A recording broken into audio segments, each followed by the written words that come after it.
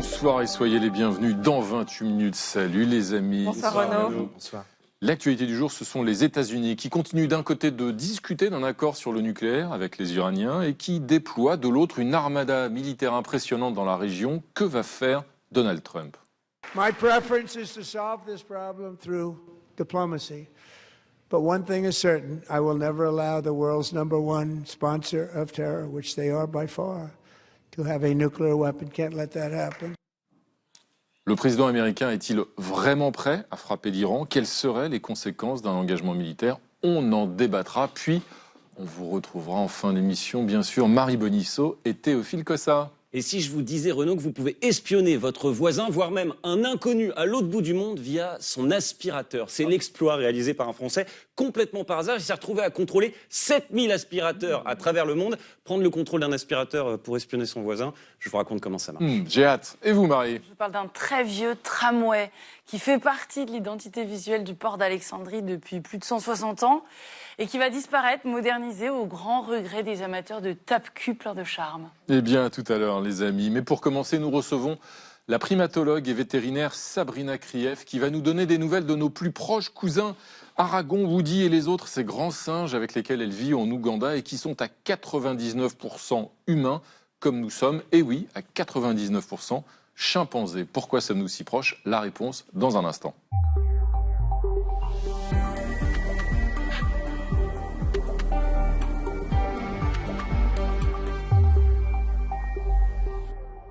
Bonsoir Sabrina Krief. Bonsoir. Bienvenue à vous. Laissez-moi vous présenter Anne Ndiaye et Marcelo Westphal Bonsoir. du Parisien aujourd'hui en France.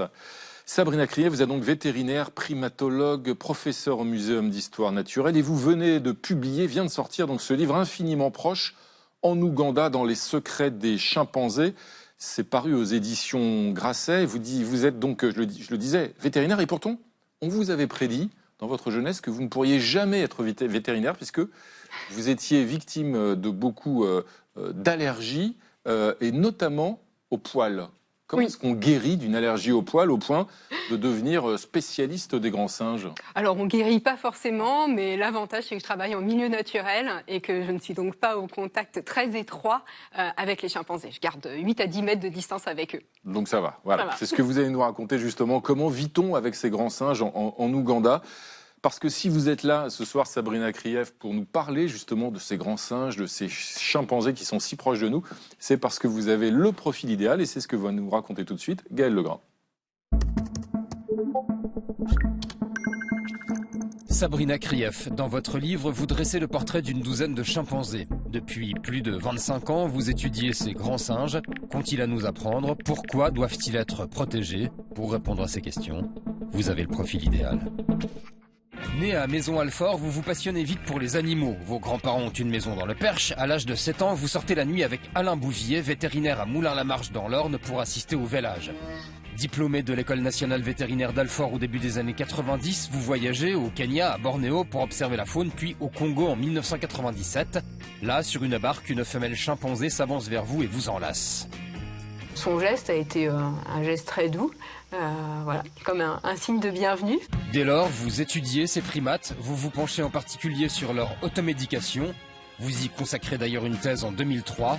Depuis, vous n'avez jamais cessé d'observer comment ils utilisent les substances naturelles de leur forêt, comme les feuilles de trichilia par exemple, pour améliorer leur santé. J'ai pu observer qu'ils consommaient, en même temps que ces feuilles, une terre rouge. Et lorsqu'on mime la digestion des feuilles de trichilia et de la terre, on se rend compte que les activités antipaludiques des feuilles de trichilia sont augmentées. En 2006, vous fondez un laboratoire au cœur du parc de Kibale à l'ouest de l'Ouganda. Chacun des 100 individus présents dans cette zone possède sa propre personnalité, ce qui vous permet de les identifier et de leur donner un prénom. Donc on a Ulysse et celle qui vient juste de descendre, c'est Shakira. Parallèlement à vos recherches, vous luttez pour leur protection puisqu'ils sont menacés par le braconnage, la pollution et la déforestation liées à l'agriculture industrielle. Dans 30 ans, ils seront plus là. Et c'est juste incroyable de dire qu'ils pourraient disparaître alors qu'ils sont tellement utiles à cette forêt et que cette forêt nous est aussi tellement utile. Dans votre livre, vous précisez « Nous devons offrir les conditions environnementales nécessaires aux chimpanzés pour que leur culture subsiste ». Alors ces chimpanzés, j'allais dire vos colocataires en Ouganda, ceux avec lesquels vous vivez, vous leur avez donné des prénoms. Il y a Aragon, Woody, Gabin, Shakira et bien d'autres d'ailleurs. Et dans votre livre, il y a un chapitre à chaque fois consacré à chacun d'entre eux. Pourquoi leur avoir donné ces prénoms humains, justement? C'est pour surligner le fait qu'ils sont si proches de nous? Alors certains ont des prénoms humains, pas tous. C'est surtout un moyen mémotechnique pour pouvoir les reconnaître. Il y a une centaine de chimpanzés. Donc chaque famille en fait a sa particularité. On a la famille de Garbeau qui est une famille de cinéma par exemple. On a certains chimpanzés qui ont des noms issus de la langue locale, donc Kitaka qui veut dire terre en Rotoro. Ils y répondent à leur prénom quand vous les appelez? Ils répondent pas du tout parce qu'on ne les appelle pas. L'objectif c'est vraiment de garder de la distance, d'être le plus neutre possible dans l'environnement et de ne pas interagir avec eux. Mais ça signifie en revanche ces prénoms qu'ils sont différents les uns des autres. Exactement. Ils n'ont pas les mêmes comportements.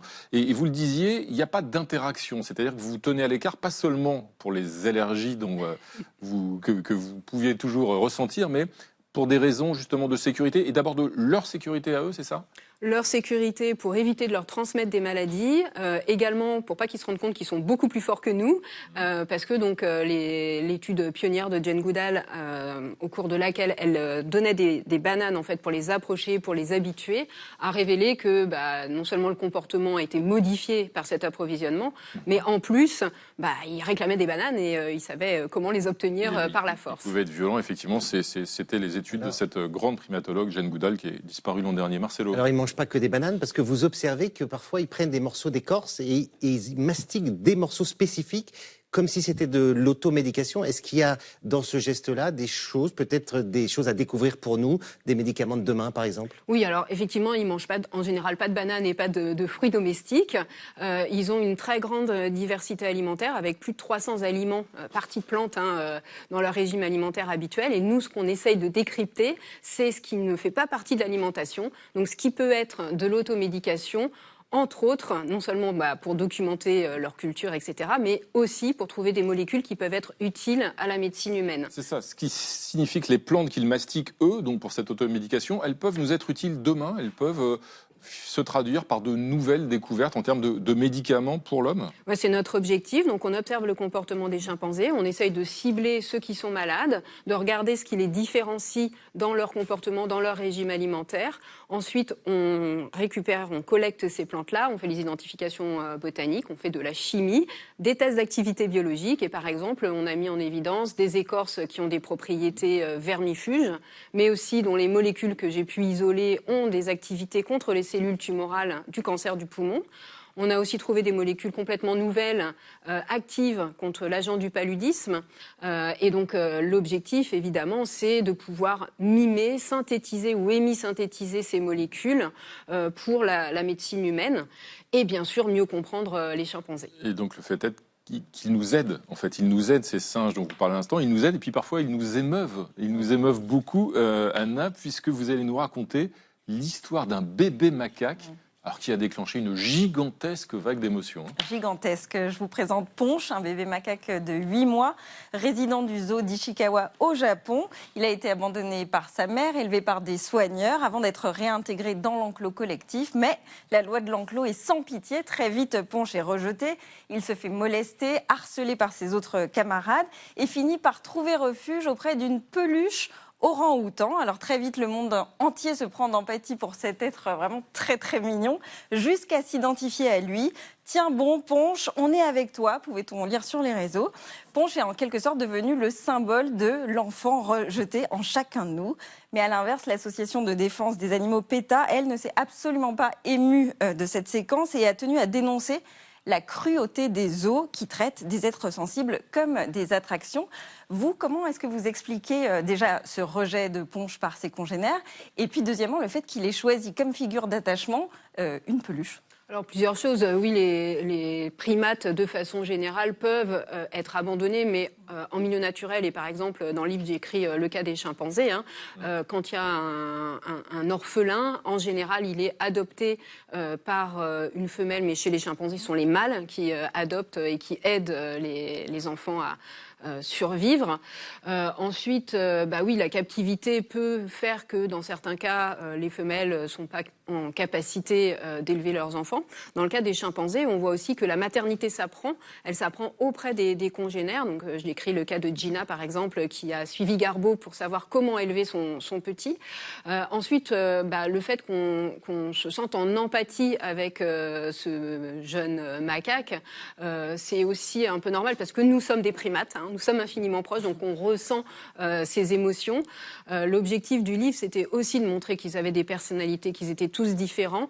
Ensuite, l'attachement à une peluche, ça fait très longtemps en fait qu'on sait que la matière douce, etc., rassure et que c'est un confort pour les jeunes individus qui sont orphelins. Voilà. Alors vous dites dans ce livre que vous avez retrouvé sur eux près de 60 polluants. Alors c'est quand même absolument incroyable. On est en milieu naturel. C'est une des causes de leur déclin ?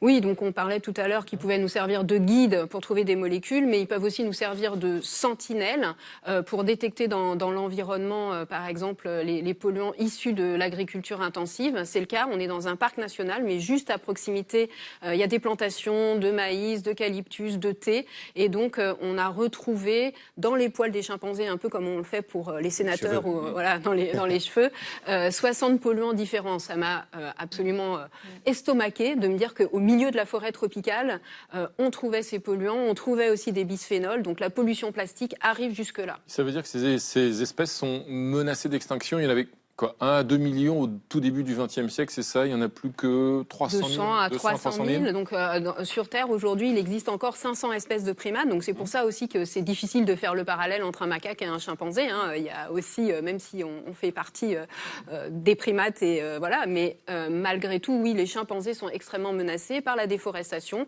Une des causes de la déforestation, c'est l'agriculture, notamment l'agriculture intensive, pour notre propre consommation.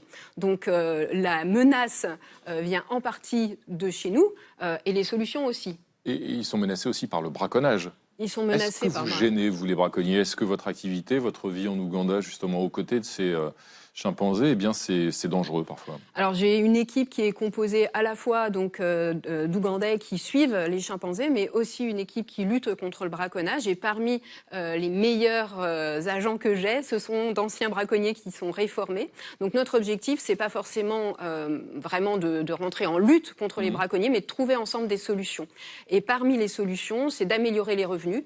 Améliorer les revenus dans cette zone-là, c'est aussi faire du thé, par exemple, durable, bio, pour qu'ils soient mieux rémunérés et que plutôt que d'aller se servir en viande dans la forêt, ils puissent aller acheter. Donc en fait, tout ça est un cercle vertueux et on a envie de travailler avec les communautés plutôt que contre elles. Et merci beaucoup Sabrina Krief d'être passée ce soir par le plateau de 20 minutes et nous parler ces secrets des chimpanzés infiniment proches qui nous ressemblent tant. Merci à vous et puis bien sûr vous transmettrez nos salutations amicales à Aragon, Woody, Gabin et surtout Shakira de la part de Grand plaisir. Merci Sabrina Krief. On passe maintenant à notre débat du jour. Les discussions sur le nucléaire iranien se poursuivent à Genève, mais Donald Trump fait monter la pression. Il déploie 2 porte-avions, toute une armada militaire en Méditerranée et dans le Golfe Persique. Alors, une solution diplomatique est-elle encore possible ou les États-Unis sont-ils sur le point de frapper l'Iran? On en débat juste après la mise au point de Sandrine Le Calvez.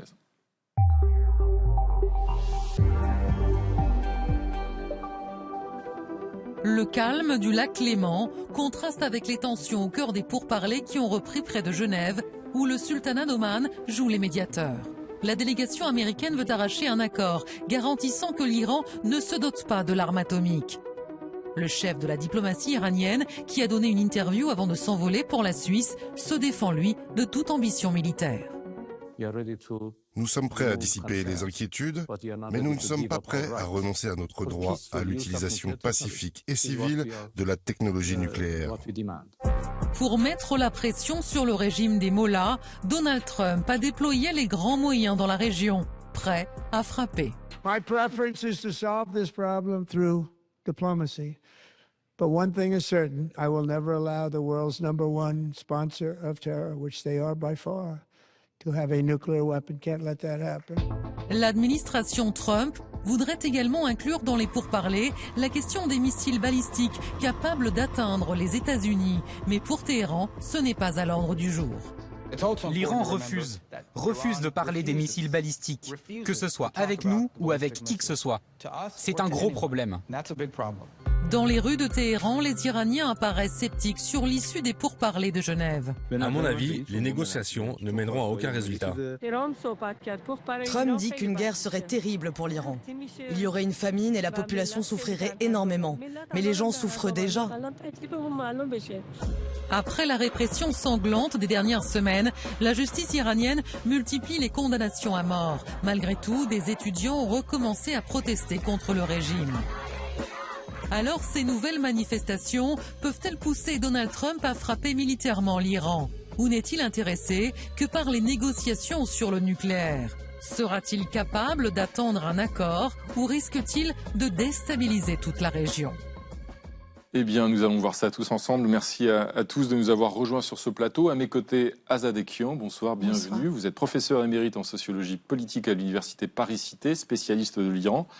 Selon vous, les États-Unis n'ont pas intérêt à frapper l'Iran, dites-vous. Ils ne sont pas prêts, redoutent une riposte de Téhéran, et c'est pour ça que le discours de Donald Trump laisse la porte ouverte aux négociations. À vos côtés, Général Nicolas Richoux, bonsoir, bienvenue à vous, ancien commandant de la 7e brigade blindée. Selon vous, l'armada déployée par les États-Unis est impressionnante, mais pour autant, elle ne peut pas mettre à genoux une puissance continentale comme l'Iran, dites-vous. Et puis à vos côtés, Agnès Levallois, bonsoir. Bienvenue. Vous êtes présidente de l'IREMO, l'Institut de recherche et d'études Méditerranée-Moyen-Orient, spécialiste du Proche-Orient. Et selon vous, Agnès Levallois, l'Arabie Saoudite et les pays du Golfe s'inquiètent du chaos que pourrait provoquer une intervention militaire américaine. Ils préfèrent donc un régime faible plutôt qu'un changement de régime à Téhéran. Tout de suite, pour ouvrir le débat, Marcelo, vous avez une photo qui est une photo du jour. Alors, c'est le plus grand porte-avions du monde. C'est l'USS Gerald Ford qui vient de quitter ce matin une base navale en Crète et qui se dirige dans la région. Donc, on va se retrouver dans la zone avec 2 porte-avions et une dizaine de navires de guerre. Alors, je me tourne vers vous, Général. Est-ce que c'est une armada qui est suffisante pour frapper l'Iran ou est-ce que c'est juste une façon pour les Américains de bomber le torse? Alors, suffisante pour frapper l'Iran, certainement. Parce que lorsque vous rajoutez à ces 2 porte-avions qui ont de tous les deux, grosso modo, 80 avions à bord, c'est absolument considérable, plus les bases au Moyen-Orient dont ils disposent tout le long du Golfe Persique, vous avez vraisemblablement de quelque chose comme 300 chasseurs qui sont capables de frapper n'importe quel point de l'Iran. Vous rajoutez à ça les B-2 de Diego Garcia avec les fameuses bombes qui tapent en sous-sol, comme on l'a vu en juin dernier, la GBU-57 qui peut taper à 40 mètres, et puis pour les installations nucléaires, oui, ils peuvent frapper ce qu'ils veulent, mais est-ce suffisant pour mettre à mal un pays qui fait 1,8 million de kilomètres carrés et 90 millions d'habitants? Certainement pas, car regardez bien la carte, c'est une puissance continentale avec 16% de frontières maritimes uniquement, et donc je ne vois pas comment une marine peut mettre à plat le régime des mollahs actuellement. Selon vous, Azad Ekian, les Américains n'auraient pas intérêt, d'ailleurs, sur le plan militaire, à frapper l'Iran? Écoutez, non, parce qu'ils craignent aussi, on le sait, la riposte des Iraniens, parce qu'ils ont encore leurs missiles balistiques. Depuis le mois de juin, ils ont beaucoup travaillé aussi sur leurs missiles balistiques. Le mois de juin qui était le moment où il y a eu des frappes américaines, justement, sur les sites nucléaires iraniens. Absolument, et on a bien vu que les missiles balistiques iraniens ont pu atteindre Israël malgré le dôme de fer, etc. Donc, il y a effectivement la crainte que ces missiles puissent atteindre à la fois les soldats américains qui sont stationnés dans la région, les bases militaires américaines dans la région, raison pour laquelle d'ailleurs on voit la Turquie, l'Arabie Saoudite, etc. sont très inquiets et ne souhaitent pas des frappes. Alors des frappes jusqu'où et pour faire quoi au juste exactement. Donc, mais quel est l'état de la riposte quand même iranienne? Parce que vous évoquiez les frappes américaines et israéliennes, évidemment du mois de juin dernier, hein, la guerre dite des 12 jours selon l'appellation de Donald Trump. La riposte iranienne n'a pas été particulièrement spectaculaire. Il y a vraiment, les Iraniens ont vraiment le moyen de riposter de façon... Ils ont quand même riposté au-delà de ce qu'Israël pensait que l'Iran était capable de faire. Il y a quand même eu des cibles qui ont été parfaitement visées par les attaques iraniennes. Et ça, quand même, les Israéliens ont pris la mesure de ce que ça représentait.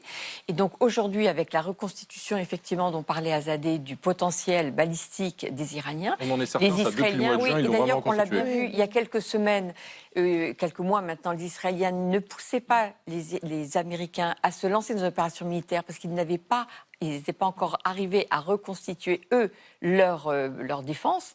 Maintenant, les Israéliens considèrent qu'ils ont reconstitué leur défense et donc maintenant, eux poussent les Américains à bombarder, estimant qu'ils craignent la riposte iranienne, mais avec le sentiment quand même qu'ils ont suffisamment reconstitué leur défense pour que ça n'aille pas au-delà de quelques dommages collatéraux auxquels ils peuvent s'attendre. Alors les États-Unis laissent planer donc la menace d'une intervention militaire, mais s'ils ne sont pas passés à l'acte ou s'il y a encore une incertitude, c'est aussi sans doute parce qu'une intervention militaire a souvent de lourdes conséquences. Regardons notre archive du jour qui nous ramène 23 ans en arrière, juste avant le déclenchement de la guerre en Irak.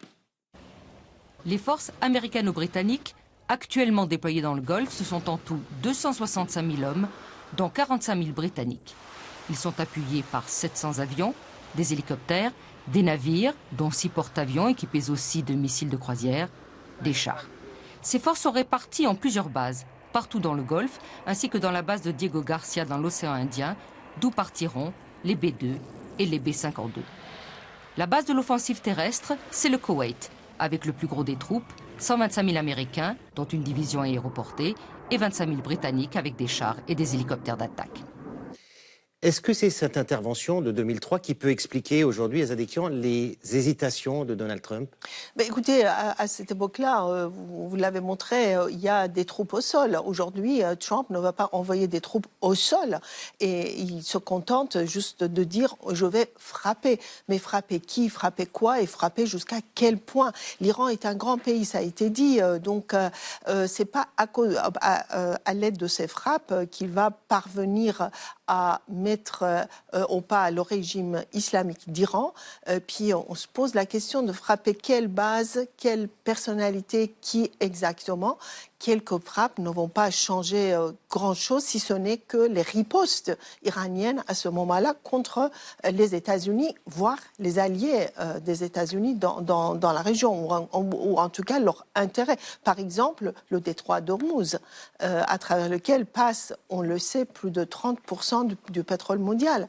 Donc il y a aussi des conséquences, raison pour laquelle Trump est en train de réfléchir. Et on sait aussi que les généraux américains lui ont parlé de tout ça et des, conséquences aussi néfastes pour les États-Unis, pas seulement pour l'Iran. Justement, Général Richoux, est-ce que si les Américains n'y vont pas, c'est parce qu'ils ont peur de perdre des hommes sur le terrain ? Ah oui, ça c'est possible parce que il faut bien se rendre compte qu'il y a les midterms dans 6 mois et que Donald Trump il prend un risque politique considérable.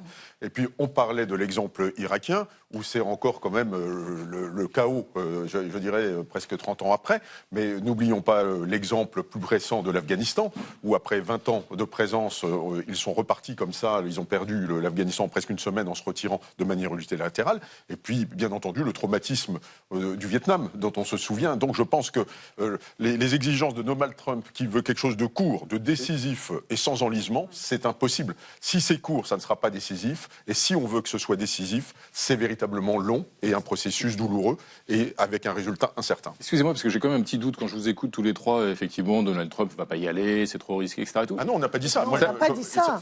Ah non, un petit peu, en tout cas, c'est incertain. Voilà.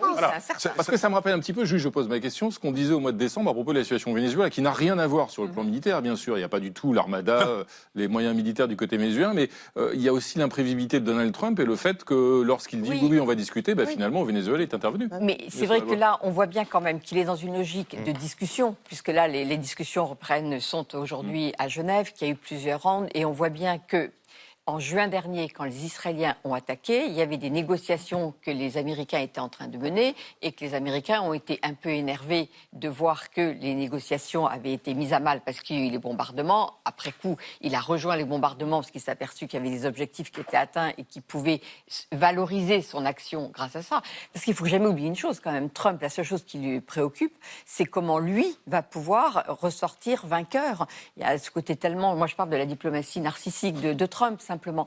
Donc, c'est aussi cet élément... Il y a aussi la question du nucléaire, quand même. Oui, bien sûr. Nucléaire, oui. Mais le nucléaire, on voit bien aujourd'hui qu'il est prêt à lâcher, finalement, et avoir un accord qui serait proche de l'accord de 2015 que lui-même a dénoncé lorsqu'il est arrivé aux affaires en 2018. Justement, c'est Voilà. ce qu'on va voir, Anna, puisque pendant ces menaces d'intervention militaire, les discussions continuent. Ben oui, c'est la 3e session, vous le disiez, depuis le début du mois de février. La première a eu lieu à Oman le 6 février, la deuxième 10 jours plus tard en Suisse. Et pour ce nouveau cycle de négociations à Genève, sont présents aujourd'hui l'émissaire américain Steve Witkoff, Jared Kushner, le ministre des Affaires étrangères iranien Abbas Araghchi, le directeur général de l'AIEA, l'Agence internationale de l'énergie atomique, Raphaël Grossi, en tant qu'observateur technique, et puis bien évidemment une délégation de médiateurs omanais. L'Iran est censé y présenter sa nouvelle proposition aux États-Unis. Un haut responsable iranien a rapporté à Reuters que le régime serait donc prêt à limiter l'enrichissement en uranium. La moitié du stock d'uranium le plus enrichi pourrait être envoyé à l'étranger,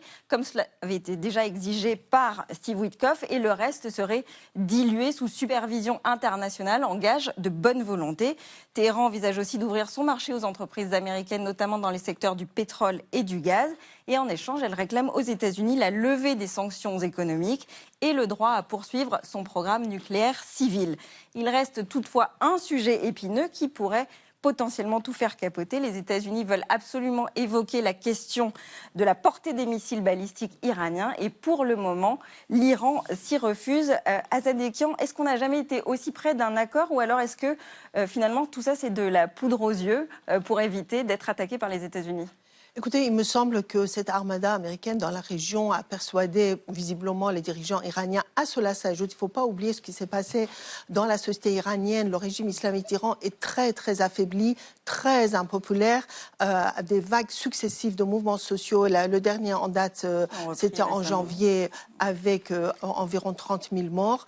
Donc, ils ont compris qu'ils ont intérêt à vraiment s'entendre avec les Américains, ne serait-ce que pour rester au pouvoir. Et donc, de ce fait, ils sont en train de faire des concessions qu'ils n'étaient pas en train de faire en juin 2025. Et ce sont des vraies concessions ? Absolument, des vraies concessions. Après, on va voir, parce que tout ça, on dit que moi, je ne suis pas parmi les négociateurs, mais cette fois-ci, j'ai l'impression qu'ils font beaucoup plus de concessions. En ce qui concerne d'ailleurs les missiles balistiques, je pense que le président Trump, mercredi, ce qu'il a dit, c'est que les Iraniens, leurs missiles peuvent atteindre les États-Unis. Ce qui est faux. Tout le monde est d'accord pour dire que c'est un mensonge, comme ça a été le cas pour l'Irak. Alors, pour essayer de justifier une éventuelle intervention militaire ? Non, pas du tout. Pour que les Iraniens puissent dire on s'engage à ne pas aller vers une technologie qui nous permettrait de vous atteindre, les États-Unis. Parce que pour l'instant, tout le monde sait que leur missile balistique a une portée de 2000 km, pas 10 000. Qu'est-ce qu'on sait exactement de ce qui reste du programme militaire iranien depuis les attaques de juin dernier ? L'arsenal nucléaire. Alors, l'arsenal nucléaire, on sait qu'il a été quand même sérieusement mis à mal par les bombardements, qu'il y a les compétences techniques sont là, parce qu'il y a un certain nombre de scientifiques qui sont toujours là, même si beaucoup d'entre eux ont été tués par le Mossad dans des opérations dans toutes ces dernières années. Donc, mais il y a encore des capacités vraiment intellectuelles, si je puis dire, de spécialistes qui sont capables de continuer à travailler. Ce que l'on sait, c'est que le délai qui permettrait à l'Iran d'obtenir cette capacité a été vraiment retardé de plusieurs années. C'est ce que disent un certain nombre de spécialistes. Est-ce que c'est pas plus difficile aujourd'hui de contrôler, puisque tout ça est disséminé, que c'est plus difficile d'envoyer des missions ? Mais en même temps, il y a quand même beaucoup d'installations qui ont été abîmées, qui ont été détruites, même s'il en reste, mais beaucoup ont été quand même abîmées. Donc aujourd'hui, les États-Unis peuvent faire valoir qu'en signant un accord, les conditions sont plus favorables qu'elles ne l'étaient auparavant, simplement parce que le programme a été mis à mal par les bombardements de juin dernier. Donc pour les États-Unis, ça peut être le bon moment d'aller vers cet accord. Et les Iraniens ont très bien compris une chose, est-ce que c'est la première fois qu'on en parle de façon aussi claire dans les négociations, c'est tous les avantages économiques que les Américains retiraient d'une négociation. Et là, on voit bien que les Iraniens ont complètement compris où était le point faible de Trump, c'est de toujours parler de business et en sachant que ça pouvait l'emporter. Ça signifie, si j'écoute bien Agnès Levallois, Général Richoux, que cette guerre des 12 jours de juin dernier a été utile pour ouvrir la possibilité d'une négociation éventuellement conclusive. Alors cette guerre des 12 jours, on se rappelle que Donald Trump avait dit que c'était décisif, ils avaient fait une passe, ils avaient anéanti le nucléaire, et curieusement, le nucléaire est au centre des négociations. Là, ça prouve déjà qu'il a menti et que ce nucléaire n'a pas été anéanti. Mais ça force les Iraniens à négocier. Alors ça force les Iraniens à négocier. Moi, je suis quand même plus prudent. Je pense que l'assurance vie des Iraniens, c'est un jour d'obtenir le nucléaire, parce que quand on regarde l'exemple de la Corée du Nord, qui est un pays failli, qui a un tout petit budget, qui dépense 4 milliards par an pour sa défense, et avec l'arme nucléaire, on lui parle doucement, vraiment voilà, comme un acteur majeur des relations internationales, à la différence de l'Iran, à qui on essaye de tordre le bras. Et donc, je pense que le régime de Molla a tout intérêt, à un moment donné, d'obtenir l'arme nucléaire pour peser comme une puissance avec laquelle que l'on respecte sur le plan régional. La seule chose peut-être, si je puis me permettre, c'est qu'aujourd'hui, ce régime étant affaibli, et comme il y a des luttes au sein du pouvoir, on peut tout à fait penser que la partie la plus dure de ce régime, qui effectivement est dans cette logique d'obtenir l'arme nucléaire pour pouvoir s'imposer. Aujourd'hui, ce qui est important pour cette branche-là, c'est de se maintenir au pouvoir coûte que coûte. Et pour se maintenir au pouvoir coûte que coûte, il doit lâcher quelque chose. Et c'est pour ça que, à mon avis, le moment, là, il y a un moment charnière auquel nous assistons, qui est pour cette frange représentée par Khamenei et cette clique autour de lui, c'est de se dire, on est très affaibli, là, on est coincé. Si on veut se maintenir au pouvoir, on n'a pas d'autre choix, il faut qu'on négocie. Ce serait donc une assurance vie que de lâcher à ce moment-là, en tout cas, quelque chose, sauf que si jamais ça échoue et s'il y avait donc une intervention militaire, il y a évidemment, Marcelo, des risques de déstabilisation dans la région. Parce que cette région, c'est une poudrière. C'est d'ailleurs ce qui préoccupe énormément Rafael Grossi, qui est le patron de l'Agence internationale de l'énergie atomique. On l'écoute. No olvidemos que cuando se produjeron episodios bélicos anteriores, al Irán repostar a ese fuego, hubo blancos impactados en Qatar, por ejemplo, porque hay bases militares de los Estados Unidos en muchos de esos lugares. Entonces, la preocupación ya excede el territorio de Irán y se convierte en una preocupación subregional. Alors, Général Richoux, est-ce qu'il y a réellement un risque d'embrasement régional Il y a un risque d'embrasement régional, parce que si les Américains tapent, qu'ils fassent une seule frappe ou quelques frappes, et que les Iraniens ripostent. Où vont-ils riposter? Ils risquent de riposter sur les bases américaines, et puis notamment sur Israël. Et donc à ce moment-là, effectivement, on a vu leur capacité de nuisance en juin dernier.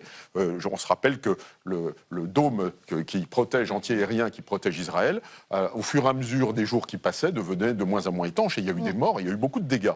Et donc effectivement, s'il y a frappe, il y aura vraisemblablement riposte des Iraniens dans toute la région. Et à ce moment-là, effectivement, la région peut s'embraser. Et n'oublions pas, ça a été dit tout à l'heure, le détroit d'Ormuz, c'est 20 à 30% du pétrole mondial. Il y a plusieurs centaines de vedettes rapides qui sont capables d'interrompre ce commerce et donc de paralyser le commerce mondial. Donc ils ont un pouvoir de nuisance tout à fait considérable aujourd'hui. Agnès Levallois, qu'en pensent les autres pays, et notamment l'Arabie Saoudite? Est-ce qu'elle aussi a peur, craint cet embrasement de la région?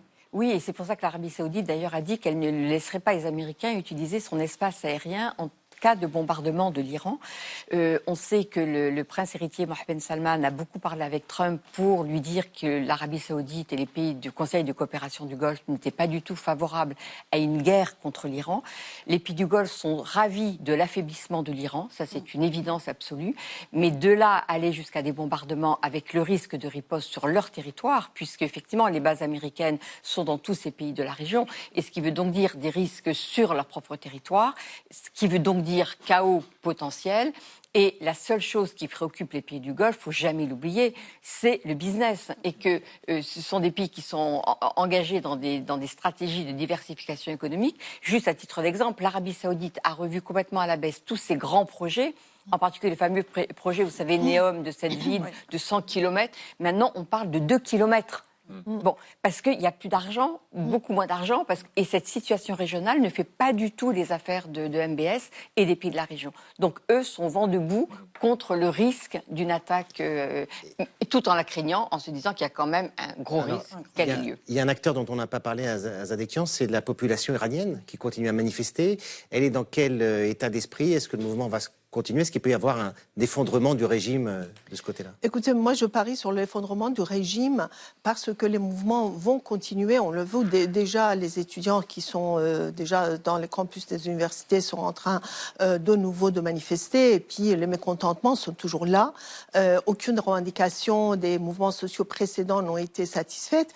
Ce qu'on voit aussi, c'est que les opposants qui étaient très divisés, une partie des opposants sont en train effectivement de se réunir, à la fois des minorités ethniques et religieuses avec ceux et celles qui se disent républicains. Elles appuieraient une intervention américaine? Écoutez, non, en fait, je ne parle pas de fils de Reza Pahlavi. Oui, il est pour le bombardement, il est pour une intervention militaire américaine et israélienne même, mais ça n'est pas le cas de tout le monde. Mais la population, après la répression sanglante, inédite depuis toute l'histoire de la République islamique qu'elle a subie au mois de janvier, est-ce que vous pensez qu'aujourd'hui, elle verrait quand même d'un bon œil une intervention américaine qui fasse chuter le régime? Honnêtement, l'Iran a 90 millions d'habitants et il n'y a pas une seule opinion par rapport à ces bombardements. Les gens sont, je pense, aussi intelligents pour comprendre que ce n'est pas à travers des frappes, entre guillemets, ciblées qu'on puisse renverser ce régime. Ce qu'ils souhaitent, dans leur grande majorité, c'est le renversement du régime. Maintenant, il y en a qui pensent qu'à travers des frappes, on va fragiliser le régime et donc ça va être beaucoup plus facile après pour la population de le renverser. D'autres qui pensent qu'il y aura au contraire, il faut attendre aussi et s'attendre à des ripostes encore plus sanglantes de la part du régime parce qu'ils vont, par exemple, ils risquent de tuer, d'exécuter ces 50 000 prisonniers qui sont actuellement dans les prisons suite à des manifestations et encore davantage de répression. Donc en fait, les avis, à ma connaissance, divergent. Il n'y a pas une seule opinion. Il y en a qui en ont vraiment tellement marre de ce régime, détestent tellement ce régime, qui disent « Ok, pourquoi pas des frappes ?» mais pas au point, disent-ils, de détruire l'Iran, comme si des frappes ciblées existaient. Agnès Levallois, détruire le régime, renverser le régime des Mollahs, est-ce que c'est vraiment d'ailleurs le souci, le but de Donald Trump? Ou est-ce qu'il préfère un régime extrêmement affaibli, justement, mais toujours en place, c'est-à-dire une situation plutôt stable, notamment au regard des conséquences d'autres interventions américaines antérieures, on en parlait, notamment en Irak il y a 23 ans dans la région? Il me semble plutôt que Trump n'est pas dans la logique d'un renversement du régime. Il veut l'affaiblir, ça c'est clair, et de ce point de vue-là, son point de vue se rapproche du point de vue des monarchies du Golfe.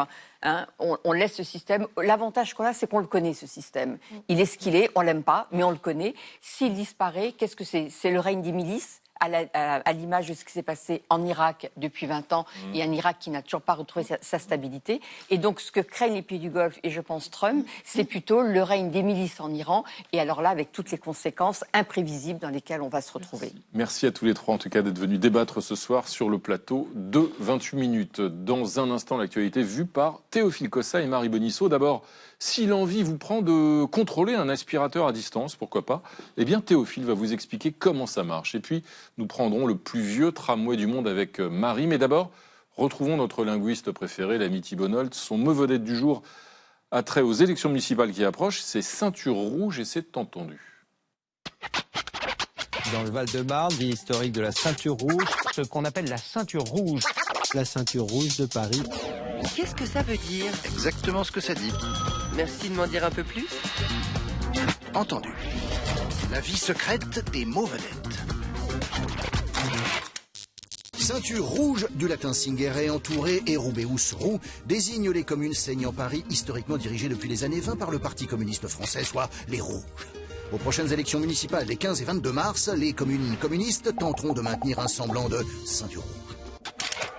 À la fin du 19e, l'industrialisation transforme les villes autour de Paris en bastions du mouvement ouvrier et du syndicalisme, lesquels voteront massivement pour le nouveau Parti communiste, créé en 1920 dans sa version française. Un de ses fameux fondateurs, journaliste, écrit « Paris encerclé par le prolétariat révolutionnaire ». Après la guerre, la ceinture rouge tient le froc du communisme avec un grand idéal social appliqué aux villes. Le communisme municipal de banlieue bichonne sa classe ouvrière. HLM, centre de santé, colonies de vacances, crèches, piscines, bibliothèques, vie associative et sens de la fiesta, dont la fête de Lima est la vitrine quasi centenaire. La ceinture rouge perd des couleurs dans les 60s. Les emplois industriels quittent d'abord la banlieue de Paris, et plus tard la France. Sa sociologie change et le communisme international mord la poussière. De 62 villes communistes en 45, le ruban écarlate vire au carmin avec 54 communes en 77, puis lit de 20 avec 17 villes en 2020. Hier, laboratoire d'innovation sociale et projet de contre-société, les villes de la ceinture rouge sont assaillies par toutes les couleurs du nuancier politique, même le faux frère insoumis, armé de chiffres contondants. Dans le Val-de-Marne, à la présidentielle de 2022, 2,5% pour ce rouge-là, 32,7% pour ce rouge-ci. Pas un écart à la noix de coco. Merci Thibault Nolte, Marie, Théophile, bienvenue à vous les amis. Théophile, on va commencer avec vous et une histoire, disons, surprenante ce soir. Un Français a réussi à prendre le contrôle de 7000 aspirateurs robots à travers le monde.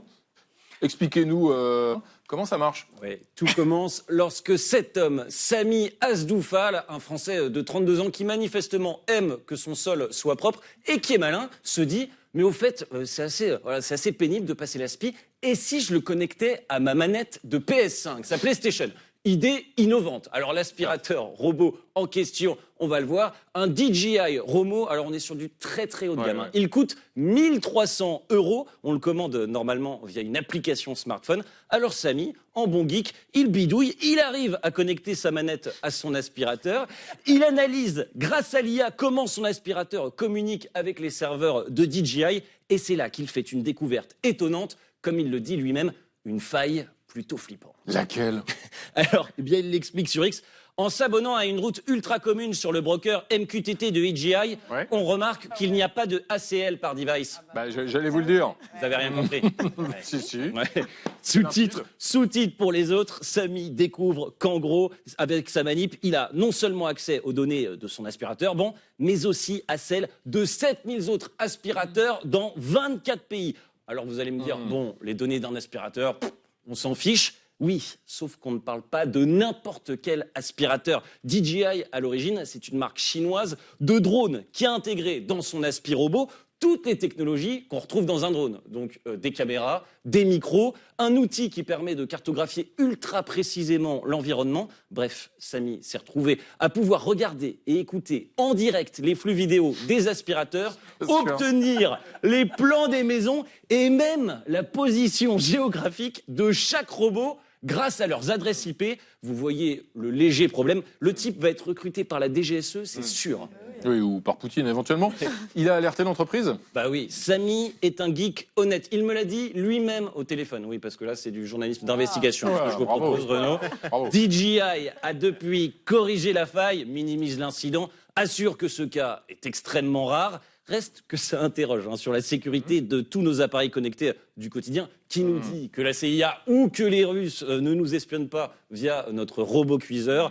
En tout cas, amusé par l'emballement médiatique, Sami se fait désormais appeler The Vacuum Guy, littéralement le gars des aspirateurs. Apparemment, plein d'entreprises veulent qu'il teste la sécurité de leur appareil. Quant au mot de la fin, je lui laisse parce que c'est magnifique. À la base, moi, je voulais juste contrôler mon aspirobot avec une manette OPS. Bah voilà, on va se contenter de faire ça, Théophile, de jouer à PlayStation et on passe plus jamais l'aspirateur, promis. Merci, Théophile. Marie, c'est à vous. Les habitants d'Alexandrie, en Égypte, qu'on appelle les Alexandrins. Oui, et les Alexandrines. Eh bien, ils pleurent la disparition de leur vieille rame de tramway, l'un des plus vieux au monde. Oui, c'est le tramway encore en circulation le plus vieux d'Afrique, ça c'est sûr. Le tramway d'Alexandrie qui va être à l'arrêt totalement ce printemps pour être modernisé en profondeur. Et c'est un choc pour les riverains qu'ils voient passer depuis plus de 160 ans. Il est arrivé quand l'Égypte n'était pas encore occupée par les Britanniques. Alexandrie, à l'époque, est en plein essor. Et sur le littoral à l'est de la ville, qui est une côte absolument magnifique, et bien petit à petit, les riches familles alexandrines vont se faire construire des maisons secondaires. Et donc, pour y aller, le gouvernement égyptien autorise à l'époque un ingénieur britannique à construire une première ligne de tram. J'ai dit que l'Égypte était indépendante, mais il y a quand même déjà énormément d'intérêts occidentaux dans le coin. Donc ça y est, janvier 1863, la première rame de tram s'ébranle. Elle est tirée par 4 chevaux à la base, qui vont très vite être remplacés par de la vapeur, et puis ensuite par de l'électricité. Vous savez, ce sont les fameuses perches qui relient le tramway aux fils qui sont au-dessus. Alors, le point névralgique de ce réseau d'Alexandrie, la gare centrale, c'est Ramleh. Pardon pour mon accent, ça veut dire sable en arabe. Et elle est facile de la trouver. Elle a été construite à l'époque à côté des aiguilles de Cléopâtre. Ce sont 2 obélisques de granit rose que le sultan Mehmet Ali va offrir ensuite aux Français et aux Anglais. Donc, ils vont disparaître, toujours eux. De Ramleh, il y a 2 lignes de tram qui partent à l'opposé, vers l'ouest. Un tram jaune plus moderne. Et vers l'est, c'est le tramway bleu, la ligne 1, absolument mythique. Parce que, et c'est rarissime, il y a 2 étages sur certaines rames de ce tramway. Et il y a encore les vieux bancs en bois, c'est très folklorique. Une masse lumineuse glissant sur ces rails comme un navire égaré sur la terre ferme. Oh. C'est de moi, non je plaisante. C'est du prix Nobel de littérature, Naguib Mahfouz, qui, comme tous les passagers, va tomber amoureux de ce tram qui longe la mer. C'est vrai que c'est magnifique. Et qui n'est pas emprunté seulement par les touristes aujourd'hui à Alexandrie, mais il y a les étudiants aussi, notamment les profs qui vont jusqu'au Victoria College, le terminus.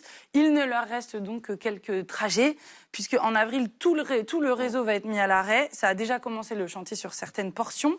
Pour refaire totalement ce réseau, le but c'est d'avoir des rames qui vont être 2 fois plus rapides et qui vont être capables de transporter 3 fois plus de passagers. Et surtout, on va pouvoir supprimer le cauchemar des urbanistes.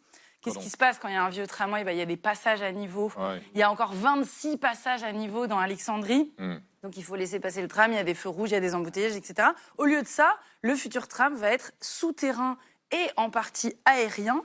Sauf que c'est ça aussi qui attriste les nostalgiques et les riverains, en plus de la disparition d'un symbole de l'identité visuelle de la ville. C'est qu'à la place des arbres, c'est très beau, qui bordent comme ça les rails partout, il va y avoir des pylônes en béton. Voilà, c'est moins charmant pour les touristes, mais surtout pour les habitants. C'est un alexandrin. Alexandrie qui restera Alexandra. Ah, voilà. On l'attendait. Ouais, c'est vrai qu'on s'est dit dès le départ. L'essentiel étant de voir plus d'appétit qu'un barracuda. Merci à tous les amis, merci de votre fidélité. On se retrouve demain à 20h05 pour le Club de 21 minutes. Tchuss.